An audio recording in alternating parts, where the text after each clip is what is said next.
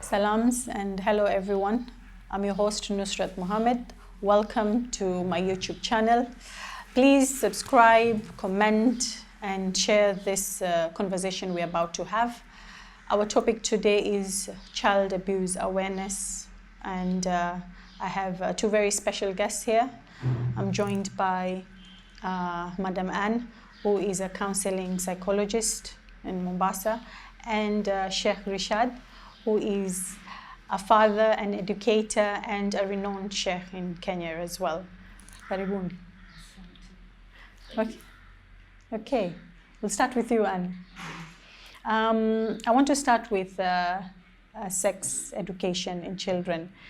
And before we continue, I just want to clarify. When I say sex education, I do not mean teaching children how to have sex. What I mean is awareness of children in relation to abuse. What is their right as children when we handle them as parents or outside people, and what would be considered as abuse as well. So I hope we're clear on that. Yes, Anna. Sex education for children. When we look at the developmental stages, at the age of 3, 4, the kids start noticing, might be, I'm different from that boy, and the boy notices is different from the girl. Yeah. Actually, that's where it starts. But now when we talk about sex education, it's more about, I know you have said it's not about sex, but I'm going to talk about it because it's about sex education. When at the age of 7 and 8, especially in our present Kenya, children have started knowing about sex. Even some are already practicing. So I would say the best age to start teaching about sex education, especially by parents, from the age of 6, 7, because if you don't teach them, they are going to learn from somebody else. And the best way to start teaching them is, for example, let them know their parts, their body parts, so that they can understand what the body parts are. And as you teach them about body parts, there's a way you do it, not using this language that, there's a bad language. Crude, yes, that even me, if I hear somebody using those words, it might be uncomfortable for me. But especially mothers, they have a role. At least to start teaching a child, this is this, and this is and this. And this is where you start telling them not to expose their bodies, especially the private parts, but they must know what the private parts are so that they don't expose. And the only time they're supposed to expose their private parts might be when they're bathing or toilet, when they're using the toilet. So if they're made to understand from this age, they are able actually, as they are growing, to know, I'm not supposed to expose this part of my body, I'm not supposed to do this and that, and this helps the child. But now, real sex education starts from around the age of 9, especially in our schools. That's where it should start. I'm not so sure where they started, but mostly the best age now is from 9. Because you find that there's some girls, especially girls, at the age of 9, they have started maturing. They have started understanding things. So at this stage, it's best to talk about sex education. This is when they should know what is supposed to be done, what is not supposed to be done.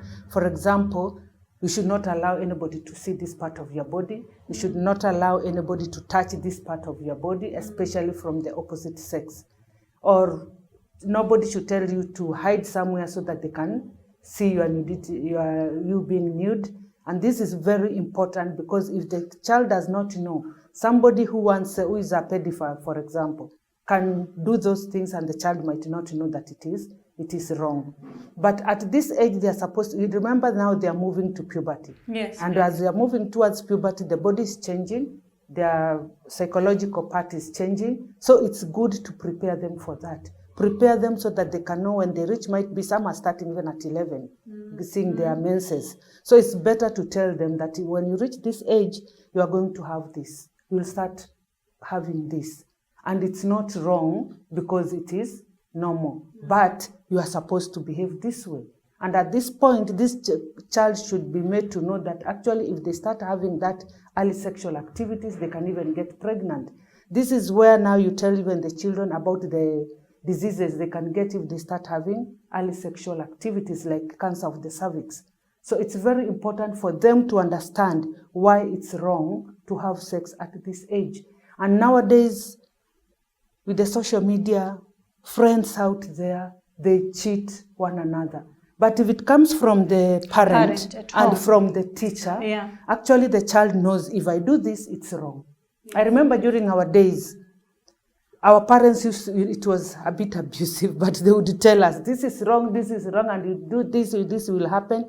When we went to school, like I went to a Catholic school, the nuns there used to teach us. Actually, we grew knowing a man is a devil until I finished Form 4. That is the only way they knew how to explain it. Yes. And actually, I grew knowing men are devils. But after now Form 4, I realized why they were telling us that men are devils.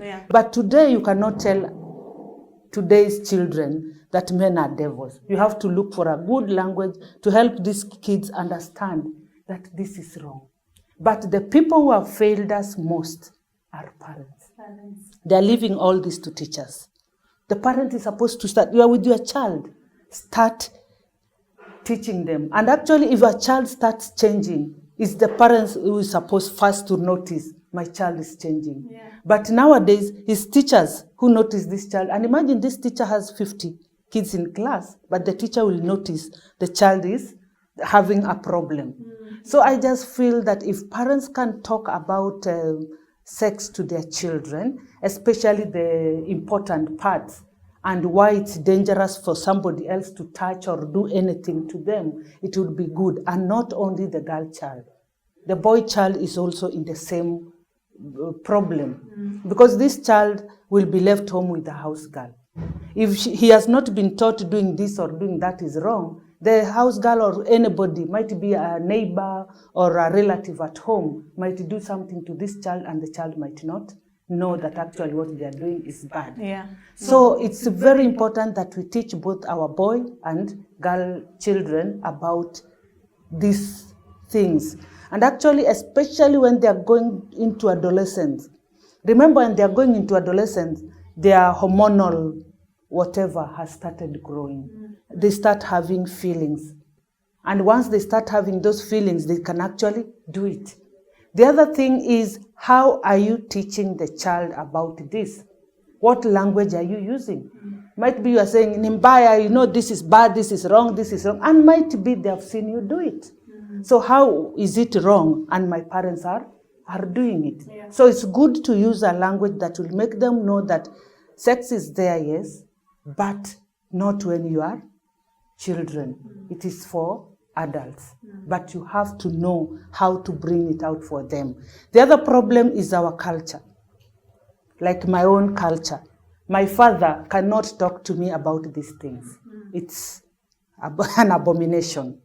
But now where we have reached with the present world, I think both parents have... But religiously you are supposed to. Both parents, it's a both parents' responsibility. So I think it is a clash of culture and religion. And religion, yes. About, yes. Now, like my church, we talk about it even in church.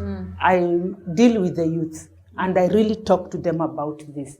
Even as we are talking now, next week I'm having a session with them so that I can make them understand what is right and what is wrong. What is morally right and what is morally wrong. You know, we are running away from our responsibilities, and this is actually affecting the whole, I would say the whole country. I don't know about other countries. I'll talk about our country, Kenya. Remember that age of 3 to 6. That is the age now. Like mine, I was telling Sheikh before we started, like mine is a 3-year-old girl. So at 3-year-old girl, like you said, that's when the curiosity starts. So for now, what I teach her is, there are only designated people who can take her to the toilet, to wash her, to bath her, and then sitting on men's laps. Who is she allowed to hug? Who is she allowed to carry her? Who goes out with her to the shop? Even with the young teenager, or even the small boys that we have of my cousins, my sister, we try as much as possible from that age. Even when they're playing together, there must be a supervised parent there to see what are they playing, what games are they playing. You know, knowing that. So to me, that is unfortunately, I have no other better word, but the beginning of sex education at that At that the age period. of 3. Yes. Because now they already know I'm different from that person. Then Yes, what? yes, then and what? then we call this, Yeah. you know, in psychology, by somebody called Sigmund Freud. This is the stage where you find the boy is in love with the mother and the girl is in love with the father, but it's unconscious. It's not like what is happening. This is in the unconscious mind. But they find they're so attached. That maternal. And paternal love. Yeah. But the parent has to talk to them. And then so the parent nurtures what it becomes eventually. in future. Yes. And actually, if it's not nurtured here, later on in life, it will affect this child. If the child is in love with the father, let it be. Give them space, because the father knows how far this can go. Though nowadays I don't trust fathers with girls, because I think you've heard of so many of those cases. Yes. So that's why I'm saying, as we're educating them, especially these kids understand nobody should touch, as you have said, you've taught your child. Yes. Nobody should touch you these areas. These are private areas, except when you're going to the toilet or you're bathing. And even going to the toilet, like for me now, I think from 2 years onwards, my husband was not cleaning my child or taking her to the bathroom or whatnot, because I don't want my child to get confused. If my father is doing it, it's okay. Tomorrow it's my cousin taking me to the toilet, it is also okay. You know, so I want her to know that no man can take you to the toilet to do this action with you, or any other man, including your father, is not supposed to touch your private parts, to see your private parts from that age. And it really stays, because even her father, when walks into the room and I'm changing her, she'll say, Abba, go away, you are seeing my boo-boo, go away. So she, from that age now, she already knows that this is wrong. Yeah. It's wrong for anybody to see this part. Yes. And then the worst part is we are living with relatives, house helps. We go to work, we are looking for money. We forget this child is vulnerable at home. And I think you have seen on social media, a brother, a sister, and a brother making love. Why? They have never been educated on this. I think you have seen that clip. It has been going around. I don't know. You know, it makes me feel it's like very disturbing. It is disturbing because this, like the kid who is behind, he's very young. The one lying down, at least like a girl, I think she's around 10. But the two boys are very young. So what does this tell us? These children have never been told anything to do with sex, what it's all about, the time when this thing is supposed to be practiced. And we know it is bad manners. They know it's something they're doing, they're enjoying it. They're enjoying That is it. Yes. Yeah. And you know, there might be the mother or the father who say, Kifanya hivyo, that is wrong. Kifanya hivyo, that's wrong. They're not telling them, educating them about it. Yes, sex is there, but it's not supposed to be done before you get married. And you know, you get married when you are grown. Above 18 might be. That's when you are supposed to do it, when you are at your husband or when you have a wife. If these things can be instilled in our children, they will not do what they are doing. But remember, our world is now full of social media. And if you are not the trainer, social media is the trainer. The friends are the trainers. So they don't know what's wrong with this. Because that's how mtoto wangu wa kiume, how do I talk to him about these things? Or this, the father will say, this is huyu ni mtoto wa kike, how can I talk to her about this? But there's a language you can use that will make you not feel that bad, because according to our moral whatever, it's wrong. There's a language I cannot use to a son, and there's a language a man cannot use to a daughter. But I only wish that the society can, you know, embrace this, educating children on these sexual matters, so that as they grow, we have more moral people when they grow up. But now imagine this, when we talk about child abuse, it's not only about sexual. There's so much. There's beating, there's abusing, and then there's that sexual and all that. But you are the mother, you are hitting this child over and over, you are abusing the child, you are not giving them what their needs, you know, you are not meeting their needs. And then this child might be, I heard a mother telling her daughter, wewe unakaa na wenzako wameenda kutafuta. Aye. A girl of 9 years. Yeah. So the girl went out to have sex. And then she brings sugar na sukuma wiki because she has been given 50 shillings there. Can this mother really talk to this child about these things? Can she really educate this person about this? I have a program I've been running for some years, but we stopped last year, about the sexual exploitation for young people. And I've learned a lot. Because these kids start as early as class 3, class 4. But when I talked to them, it's not wrong. Why? Because nobody has told them it's wrong. Yeah. At madam, how can I do without sex? When I tell them to tell me the advantages of sex, you can be shocked. They are kids, but what they are telling us is what a grown person can tell you. Yes. But if we can educate these people and instill values, not just educating. Religion side, they instill values. The parents instill values. The teachers instill values. You know, before, during our days, the whole community used to take part in bringing up a child. Nowadays, is that the family. But those days, if anybody found you doing something wrong, they would stop you. Yes. But nowadays, you ni mtoto wa fulani shauri yake. Yes, yes. So I feel like we have failed. Parents, schools are trying actually, I would say, and religion is trying. But the people who have failed most are the parents. Because a religious person is only when you are going, kama ni msikitini, unaswali, unatoka. They might not know your problem. Unaenda kanisani, unatoka. They might not know your problem. But what about the parents? Do they have time for their children? Do they really listen to their children? Yeah. Do they know when a child is changing behavior? On that note, as an educator, Sheikh Rishad, what would be your take on it? Nakuona wa nod tu. Bismillah, salatu salam ala rasulillahi wa ba'd. Assalamu alaikum wa rahmatullahi wa barakatuh. Wa alaikum salam.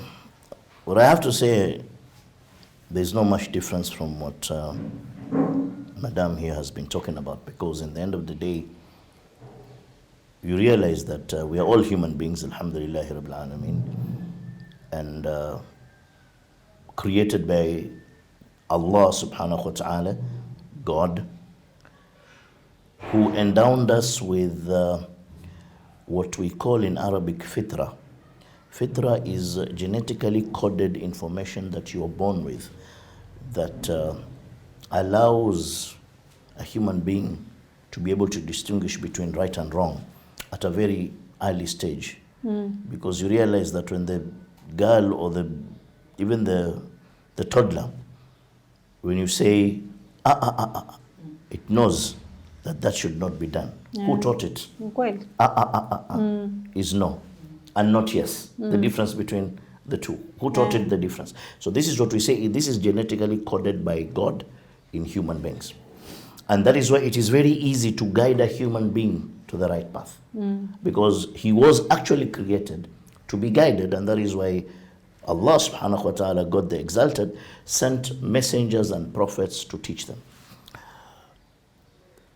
I say I agree because to us in Islam, you realize that when you look at Surah An-Nur, which is chapter 24, verse 58, God specifically directs that when children are at the age of around 3, where they have no conscience of sexuality, they don't know anything to do with sex, they should not be allowed to come to the rooms without knocking in the morning, after Salat al-Fajr, after the dawn prayer, in the afternoon, and after Salat al-Isha, and at night. Why? Because these are timings, and the verse stipulates that these are timings when parents relax, and probably they are not even clothed or do not wear, are not dressed appropriately. So the child has to knock. This is a child of 3 years old. The rest that are older, it's out of question that they should even actually come there. They should be knocking all the time. Times. But these ones, because they are young, those are specific timings. Because those are specific timings, the parents probably are relaxed. Maybe they're in an uncompromised situation between the spouses. They are intimately involved. Those times, children should be taught to knock. age of 3. The Quran says that. So these are things that, like she said, parents have just neglected and abdicated the duties to the educators, and that is the school, which is wrong. Because remember, a teacher has 50 students. And like she said, if a teacher who has 50 or 40 students can realize there is a change in your child, you who has 3 or 2 or 4 at home, why can't you take notice of this? And you are the first person that bears the responsibility, God-given responsibility. Because the Prophet ﷺ tells us, كلكم راع وكلكم مسؤول عن رعيته والرجل مسؤول عن رعيته أهل بيته وأولاده والمرأة مسؤولة عن رعيتها أهل بيتها وأولادها. The man is a shepherd. The hadith is in Sahih al-Bukhari. I say it in Kiswahili. I want them, those who don't even understand, I want them to understand. The hadith is in Sahih al-Bukhari. The number is 858, whereby God says the man is a shepherd. I'll translate it. He's a shepherd to his household, and he is responsible to his flock, and he'll be questioned unto that in the day of judgment. And the woman is a shepherd too, in the household of his husband, or in the household of the husband, and is responsible on the flock, and that is the children, and she'll be answerable in the day of judgment. Both of them. Both the mother and the father have been given responsibilities by God Almighty. Wao ni wachungaji, wana masulia juu ya watoto wao kimalezi, kuwalea, kuwaangalia. Baba ana masulia juu ya nyumba yake, mke wake na watoto. Mama ana masulia juu ya nyumba ya mume wake na watoto. Na kesho mbele ya Mungu atakwenda kuulizwa kuhusu hivi walivyopawa wao kuchunga. Kabisa. So there is no way when you know that you can abdicate those responsibility to the maid. There is no way when you know that you can abdicate that responsibility to a teacher or a school or an institution. No. As a parent, a father, but they are the first institution of teaching and knowledge that a child needs to learn from. Tuzungumze Kiswahili. Mimi nitakawaelewi. Nitakawaelewi. Yule hata yule asiyojua Kizungu nitakaelewi. Baba na mama ndo shule ya kwanza ambapo kwamba mtoto atakaniwa ajifunze mafundisho tofauti ya kinyumbani kutokamana na wao wawili. Na kuna mafundisho haitakikani yawe mafundisho yale yatafundishwa na watu wengine isipokuwa wao, kwa sababu baba ndo ajua uchungu wa mwana. Baba ndo ajua uchungu wa mwana, ajua namna ambavyo kwamba nikimfundisha mwanangu atanifahamu na atanielewa. Unaona, tuzungumza kuna baadhi ya lugha hazifai kutumiwa. Yule mkufunzi, mwalimu na watu wa nje, kama ni kanisani ama ni msikitini, itabidi wao wajifunze lugha ya kutumia. Lakini baba ama mama hafundishwi lugha ya kusema na mwanawe, kwa sababu baba na mama tayari tangu wale watoto ni wadogo ana lugha ya kusema na mtoto wake. Na yule mtoto yamfahamu baba ama mama, humwangalia mtoto kwa ishara ya macho tu, mtoto akaacha kufanya jambo. Kweli au kweli? Kwa hivyo, na katika kila kitu baba lazima na mama wachukue majukumu. Na hapa mimi nasema wote wawili wana masulia, wana majukumu. Si mmoja kumwachia mwingine ati tuseme jukumu hili mathalan ni la baba peke yake, majukumu hili la mama peke yake. Kwa sababu gani? Matokeo ya Mwenyezi Mungu ni mengi. Huenda baba akaondoka mapema akamwacha mama na mama na watoto wa kiume. Sasa kama alikuwako hashirikiani na baba katika kubeba majukumu yale na mafundisho yale, ina maana pale baba atakapo hayuko, labda Mungu amemkhitara, amemchukua, ankufa, mama anaanza kupata tabu, kwa sababu hajazoea kufanya nini? Hajazoea kuchukua yale mafundisho na kumfundisha yule mtoto wa kiume. Kwa hiyo mimi nasema ndiyo, kuna baadhi ya vitu maalumu kama masala ya kuosha na kadhalika yatakaniwa yafanywe na mama, kama kumsafisha na kumnawisha yule mtoto wa kike akiwa tangu ni mdogo, aweze kufahamu kuwa hii ni shughuli haifai kufanywa na mwanamume wa aina yoyote. Sawa, nimekubali. Lakini kuna haya mafundisho mengine ni lazima baba na mama kila mmoja achukue jukumu la kuweza kuwafundisha wale watoto, maana hatujui ni yupi inshallah wote wawe hai wakati watoto takuwa kubwa. Lakini huenda Mungu akamchukua moja kabla ya mwingine ili asitatizike. Na tumeona nyumba ngapi, Chembelecho counselor akizungumza hapa, psychologist wetu asema mababa wamekuwa wao ndo sababu ya kuharibika wale watoto ndani ya majumba, ama kwingine ni mama ndo wamekuwa ni sababu ya mtoto kuharibika, amba nenda ukatafute.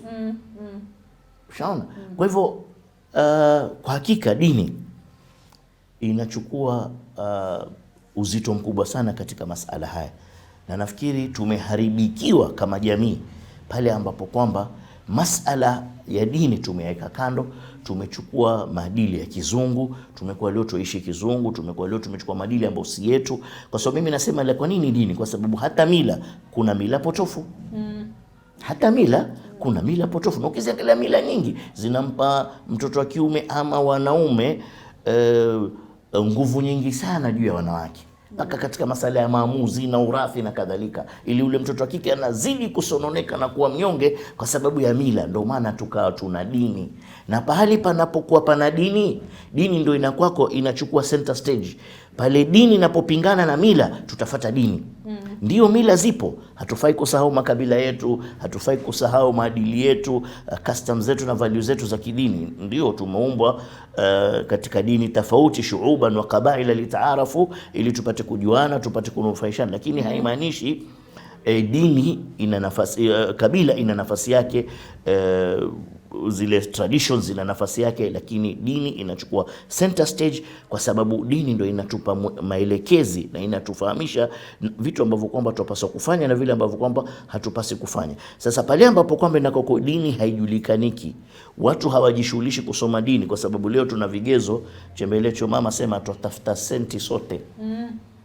Kisha baada ya kutafuta senti, mimi naenda kazini, mume wangu enda kazini, mume enda kazini, mtoto enda, mzazi enda kazini, mtoto amebaki na maid ambaye kwamba hana dini pia. Huyo ndo sasa amekuwa kuondokea teka. Huyo ndo amwangalie huyo mtoto ambaye kwamba mtoto amwita maid, amwita mtoto bosi. Atamuongoza vipi? Atamrekebisha vipi? Kwa hivyo mzazi lazima awepo katika jambo hili, ili nini? Pale ambapo kwamba yule mtoto atafika wakati sasa wa kwenda shule, wewe kuna maadili fulani tayari ule mtoto atakwako amekuwa nayo, anajua kitu hichi sifai kufanya, kitu hichi sifai kufanyiwa, sehemu hii sifai kuguswa, sehemu hii sifai kushikwa na mwalimu na headmaster na ustadhi madrasa na pasta kanisani. Kuna mambo haitakaniwi mtu yoyote kwa chochote, hafai kunifanyia, hafai kuniambia, hafai kunishika, hafai kunipeleka mahali fulani. Haya ni mambo yanafundishwa na nani? na mama na baba, na mama na baba nyumbani. Kwa hivyo unakuta ile familia, mama ama baba ama wote kwa jumla, maana siku hizi tukizungumza familia tumekuwa na maadili ambayo kwamba wanawake wanazaa nje ya ndoa na wanalea watoto wao, wanataka independence, na hando katika matatizo ambayo kwamba yanatuletea matatizo. Unakuta kuna research zimefanywa leo, ukiangalia setup ya Marekani na Ulaya, 75% ya watoto wanazaliwa nje ya ndoa. Lakini sisi hatujafika huko, lakini tumeanza kuelekea huko. Tumeanza kuelekea huko. Manake ukisikiza sana kwenye sehemu za, ukiangalia sehemu za kazi, ukisikiza au ukizungumza na watu, mkikutana kwenye mikutano, single mothers ni wengi sana. Na mababa ambao kwamba wanakwenda wakimwaga watoto sehemu tofauti ni wengi sana. Majukumu watu wataki tena kuyabeba. Wanaume hawataki kuwa wazee, wataka kuendelea kuwa vijana. Wanawake hawataki kuwa wazee, wanataka kuwa vijana. Sasa tunakuwa kwa hakika, na unakuta kwa hivyo solution nini? Mimi nasema solution ni dini. Dini ndo msingi ambao kwamba ni lazima sote turudi ndani yake, ikiwa tunataka kusave society yetu. Kule na kuelekea ni hatari. Dini, not culture. Dini, hapana culture. Dini kwa sababu dini, wallahi ukifuata dini angalia kwa nini hizi dini zinafuatwa na mzungu, Mwafrika, Mchina, watu wa South America? Kwa nini watu wanafuata dini? Mama ametuambia ni Mkatholiki. Katholiki wako South Americans, wako Europeans, wako Romans, wako Arabs, wako Africans, wako Chinese, wako Kwa nini dini inaweza kuwaleta wote pamoja? Lakini ule Chinese ni wa Mchina peke yake. Ubrazil ni wa Brazil peke yake. Uafrika na Waafrika peke yao. Dini ndio inaweza kuleta watu wote kwa pamoja kwa kitu kimoja. Dini peke yake. Dini moja, maadili ya dini. Na tukirudi kwenye dini kisahihi, si dini kileo ambapo kwamba dini imechukuliwa ni kitega uchumi. Dini sahihi. Hakuna tofauti kubwa katika masala ya kimaadili katika dini zote kubwa katika dunia leo. Iwe ni tukianza na Uislamu, ukija kwa Wakristo, ukienda kwa Mayahudi na hata ukienda kwa Wahindi. Mambo mengi tumekubaliana. Lile ambalo kwamba ni kosa huku, ni kosa kila mahali. Lile ambalo kwamba hapa lafaa kufanyika, especially katika masala issue ya sex education ambapo kwamba tunazungumza. Ndio kuna baadhi ya mathalan utakuta kama ni dini, maadili yake ni tofauti. Ni wao ndo wameamua, wale wa dini wameamua kutumia dini kudhulumu watu. Lakini sivyo dini yao inavyosema. Wahindi utakuta dini za Kihindi zinamtesa yule mwanamke, lakini ndivyo dini ilivyosema, sivyo? Ni wale walioibeba dini, walioshika dini, wameamua wao wanataka kufanya vile. Executors of the religion, not the religion itself. Dini zote ni dini zimekuja ku safeguard welfare ya mwanadamu. Kabisa. Kwa hivyo unakuta ni lazima haya mambo sasa mzazi asiposoma dini, atajuaje katika miaka mitatu anafaa kuanza pale kwanza kumfundisha yule mtoto abishe chumbani.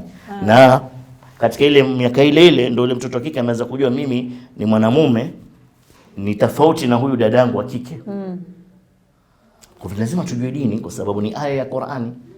Hii hadithi ambayo kwamba inatuambia kila mtu ana masuhulia. Yule mtoto mdogo ana haja kuambiwa kutoka mdogo, wewe ni mtoto wa kiume, huyu ni dadako, lazima umchunge, umwangalie, asisumbuliwe, asipigwe na mtu. Wewe ndo bodyguard ama wewe ndo usalama wake. Ni jukumu lako wewe.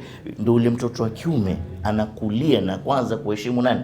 Mtoto alokulia kimheshimu dadake na mamake, anakulia kiheshimu wanawake.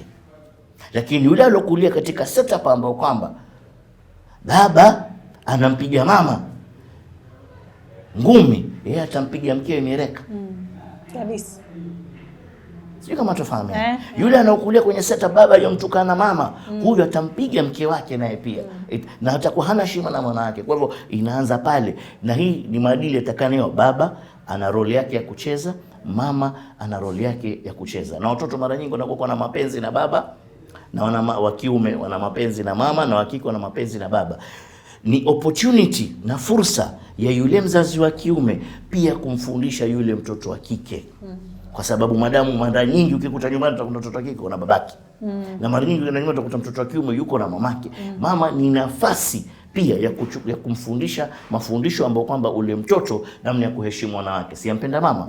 Mama mzee, mwanangu wewe wafa wanawake, mama zako, dada zako, khalati zako, nyanya zako wanafaa waheshimiwe kadha. Mwanamke afaa aangaliwe, asisumbuliwe, asipigwe. Ni opportunity. Lakini ni mama wangapi wanatumia fursa ile kumgeuza mtoto dhidi ya baba? Baba ni opportunity kumfundisha yule mtoto wako maadili. Mimi nasema hivi, katika mafundisho ambayo kwamba ni makubwa, hata saa zingine yani hauna haja ya kufikiria sana. Mimi leo nikiwa na mtoto wangu wa kike, ningependa mtoto wangu wa kike akiolewa awe treated vipi na yule mtoto wa kiume. Ama amtreat vipi yule mtoto wa kiume. Yale mafundisho utayafundisha namna gani? Utafundisha wewe nyumbani, kuanzia nyumbani. Wewe namna wewe unavyomtreat mke wako. Namna wewe unavyomtreat mke wako. Wanasema ukiwa utaka mtoto wako alelewe vizuri na mume atakayemuoa, na wewe huyu mamake uliokuwa naye nyumbani mtreat, mwangalie vizuri. Kwa sababu duniani hapa kama tadinu tudanu. Vile unavyofanya utakujua utalipwa tu. Duniani kabisa. Utakavyofanya utalipwa.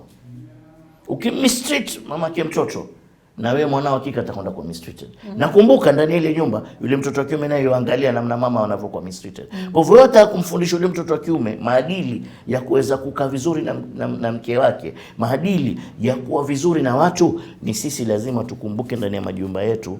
Wakati unapokuwa baba wewe, wakati unapokuwa mama, wewe ni mwalimu 24/7 ya wale watoto wako.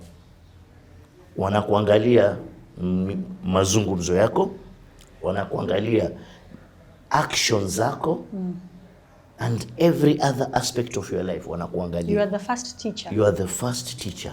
Tena ni subconscious teaching. Ikiwa babu utatoka tupu chumbani kwako utembee kwenye nyumba, yule mtoto wa kiume umemwambia nini? Kama mtoto wa kiume anakuvaa nguo sawa. Ikiwa mama utakwenda tupu nyumbani na umemwambia wale watoto wa kike ni sawa kwenda tupu ndani ya nyumba. Kwa hivyo mzazi lazima akete kifahamu. Uwe nini unajua mtu atasema labda nyinyi mwazungumza kwenye setup za, kwa sababu labda nyinyi mna majumba makubwa ya rumu 3, tumezungumza hapa kuna nyumba ni rumu moja. Yule mtoto wa kike atafu wataishi vipi na yule baba na mama? Inawezekana kuna maadili lazima yafundishwe hata katika hali ya setup kama ile ya kifukara na ya kimaskini, kwa sababu hii dini haikuja, hakuna siku dunia itakosa mafakiri na mafukara, na siku zote itakuwa na matajiri. Kwa hivyo dini zimekuja ku take care of people disregarding status zao za kimaisha. Ndio nikakupa mfano pale tulikuwa tunazungumza awali, ukisema ule mtoto mara nyingi ule mtoto ambaye kwamba wako godoro moja na mama wanalala pamoja, na mama mtoto alale maguni, mama alale kichwani, na muelezo ule mtoto yule sasa ndo ana jukumu kubwa zaidi la kufundisha maadili ziada, ndio mtoto apate kujua kwa kuna tofauti baina ya yeye kumpenda mamake na yale mahaba ambayo kwamba yeye anafaa kuwa nayo pindi atakapokuja kumuoa mke wake.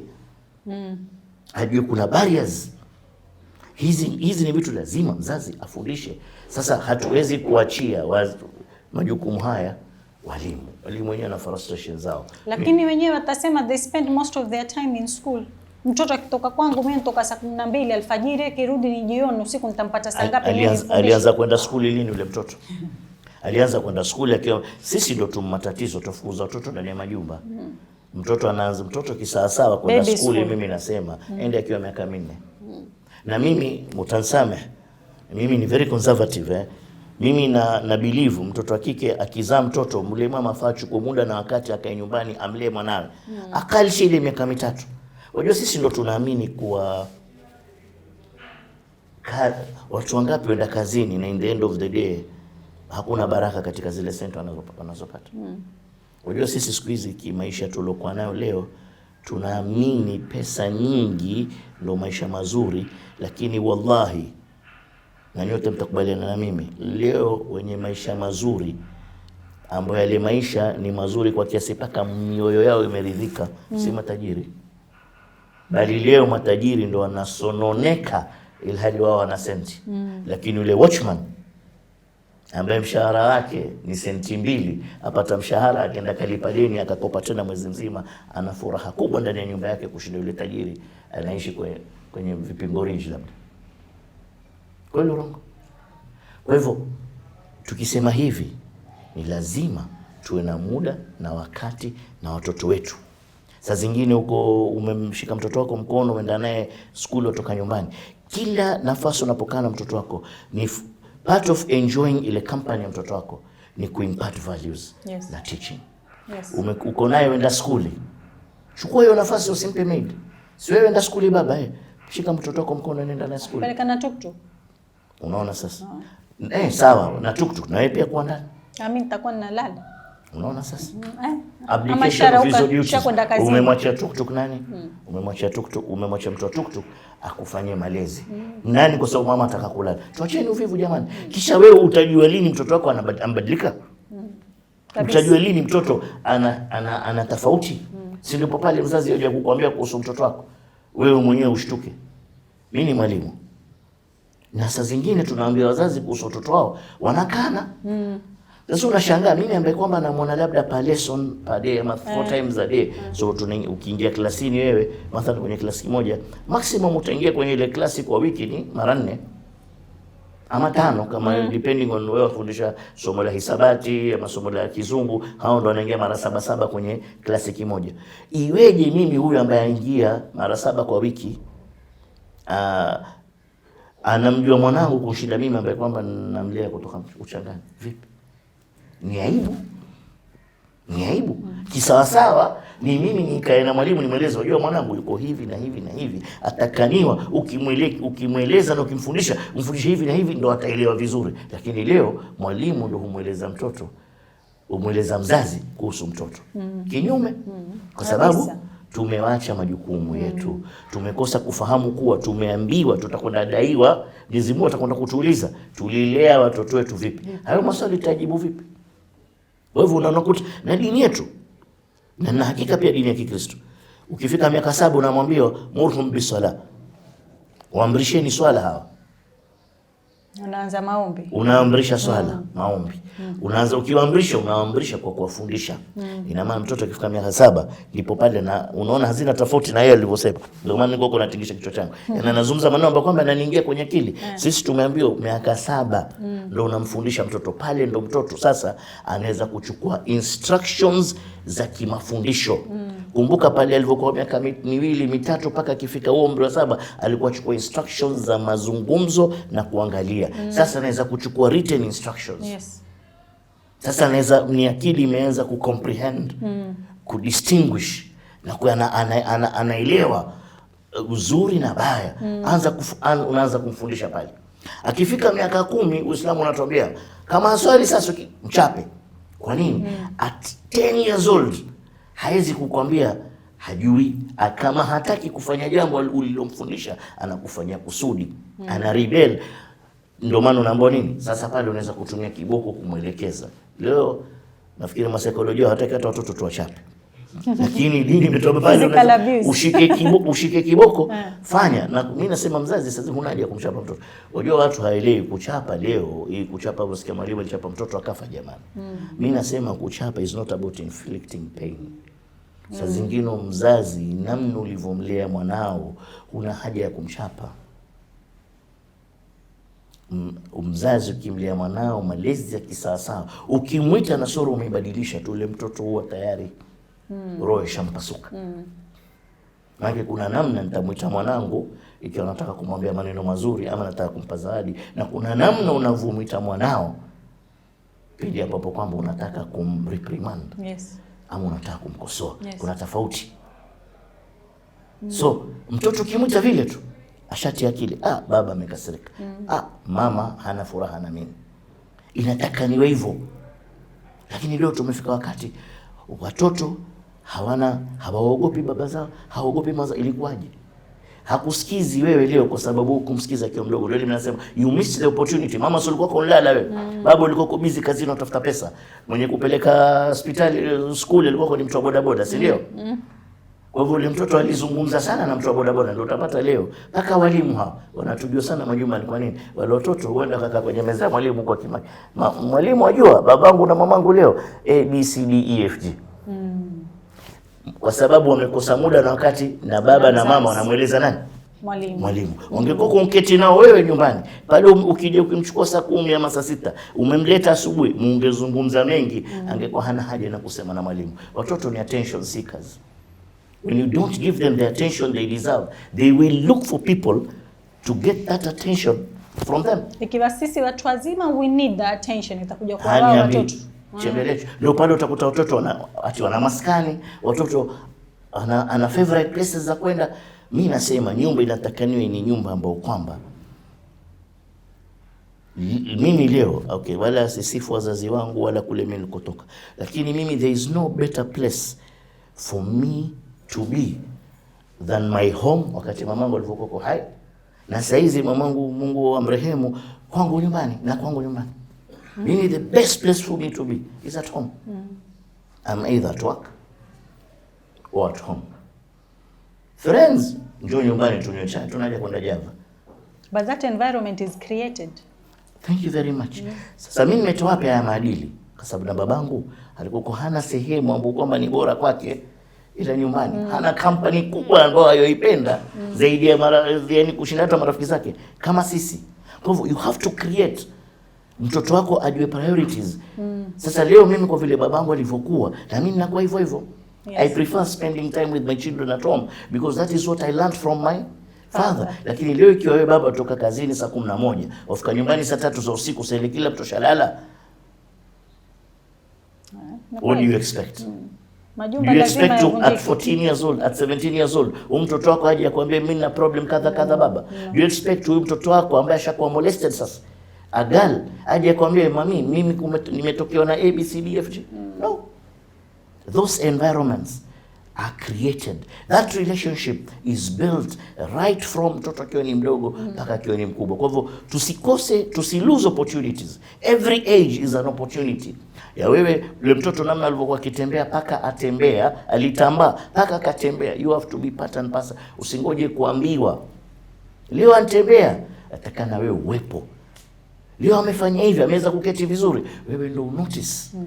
Kabisa. Uweze kujua kama ile zamani tukimwona mtoto ameanza kupata choo cha laini, tunajua labda atatoa meno. Leo nani ajua hayo mambo siku hizi? Hawa wasichana wetu walio, hawa watoto wetu walio walioa, can they tell those differences as and when they're happening in their children's lives? No. Kwa hivyo it's high time, mimi nasema turudi kwenye dini, manake hapa duniani tuletwa na nani sisi? Mwenyezi Mungu. Wewe ni Muislamu, wewe ni Mkristo, wewe ni Myahudi. Alotuumba, wewe ambaye tumwamini ametuleta duniani. Hakutuleta hapa duniani tukae hovyo hovyo. Ndio maana Mkristo ana Biblia, ndio maana Muislamu ana Qur'ani, ndio maana Mhindu sijui ana Sanskrit. Myahudi ana sijui kitabu gani chake kile, Taurati. Kila mtu ana kitabu kinamfundisha mafundisho. Turudini huko. Tuache kuwa walimu wetu ni Google, tuache kuwa walimu wetu ni Facebook na WhatsApp na hizi social groups ambazo kwamba tunazo na Instagram. TikTok. Hizi ndo zatuletea sisi matatizo. The amount we spend time in our phones, ya laiti mtoto paka anasema natamani ningekuwa simu ya mama ama baba. Natamani mimi ndo ningekuwa ni ile simu. You have 1,000 friends in your phone. How many do you have in reality? Ukiugua sasa hivi watakuja. It's true. Huna haja ya kufanya mchango kwa watu, utachangiwa na watu wako. Kwa hivyo nafikiri it's high time, na vile maisha yanavyokwenda, as parents we go back to the drawing board. Tulikosea wapi? Tuweze kurudi nyuma. Lau tutataka kusafeguard maisha ya watoto wetu, kama tuwapenda watoto wetu, lazima turudi nyuma, tujiulize tulikosea wapi na tutarekebisha vipi ili the future of our children iwe safeguarded. Otherwise their future is in shambles and is in trouble. Yes. Shukran, Sheikh. Kabisa. Madam Anne, do you want to add something as we wind up? The only thing I would like to tell parents out there, take your responsibilities. Hizi child abuse hazingekuwa kama tungetake our responsibility. Teach your children. Be the first teacher to your child. Akienda kule shule, ule ni mwalimu wa pili. Jua mtoto anapobadilisha tabia. Know your child so that akibadilika tu kidogo, you are the first person to know.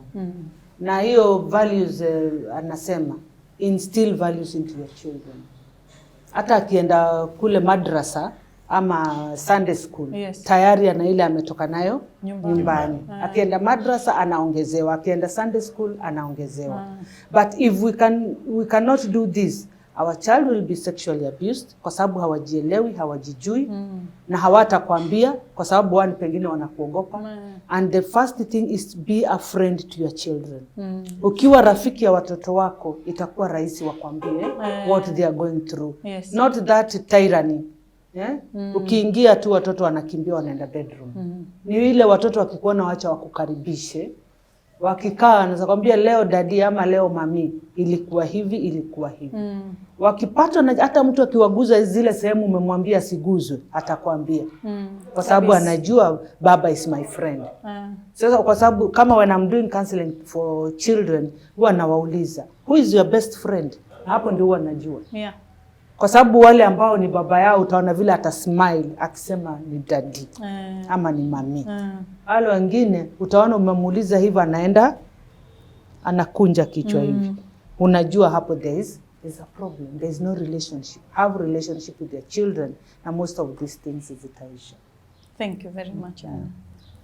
Mushasikia kwa Sheikh Rishad na our good counselor Madam Anna as well. It goes back to parents. Lazima wazazi watukue majukumu yao na responsibility yao as parents kwa watoto wao. Inaanzia hapo.